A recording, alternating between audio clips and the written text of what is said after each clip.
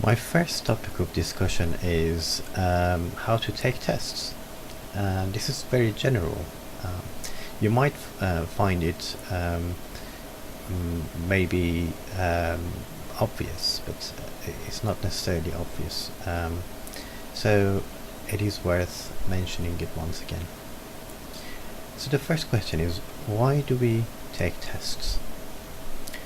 Of course, some people want to immigrate. Some people want to progress in their jobs or in their studies, but we all have a goal.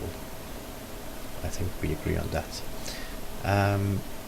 Okay, so when we choose to take a test, do we have a choice really, or we are actually assigned a test? Usually it is the second one, the latter. So we normally have to take a test, and we need to pass the test in order to progress to another step. Okay, now how to approach a test is very important. What would be the first thing that you would do when approaching a test? Have you thought about it? Do you want to pause here and think a little bit? Just for a few seconds. Brainstorm. Okay, now you're back. Have you thought about it? How do you approach a test? I think most of you have passed a lot of tests up to now, and you have a good idea of how to pass a test. You have to study a lot, you have to prepare, but let me tell you something, maybe a secret. Have you ever actually looked at the test content and looked at the objectives of what you have to achieve? I think that is very important. If you haven't done so, make sure you do. The second point is, what do you have to do to reach a certain level of confidence that you will score high?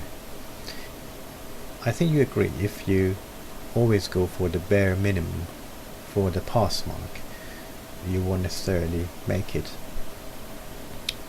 So you have to aim for a little bit higher, but how higher?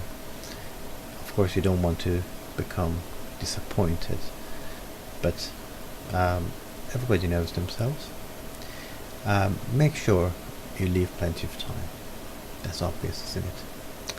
Okay, so how to decide which test to take? Very simple. Think about it, what you're good at.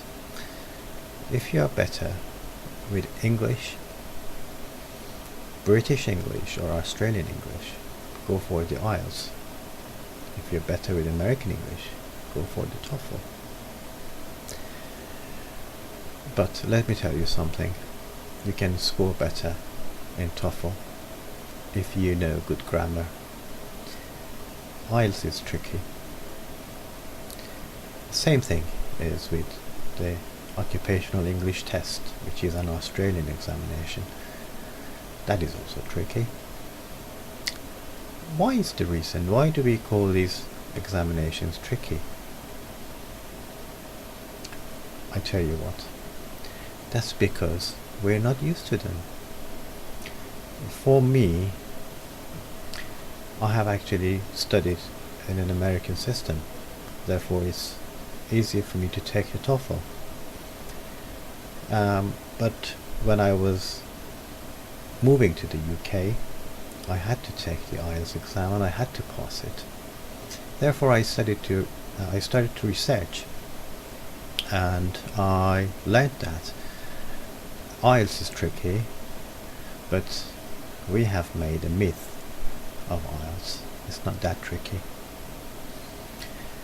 I would probably give you a long list of resources that you can actually find in the internet, but that's not all you need to do. you need to make time to study them.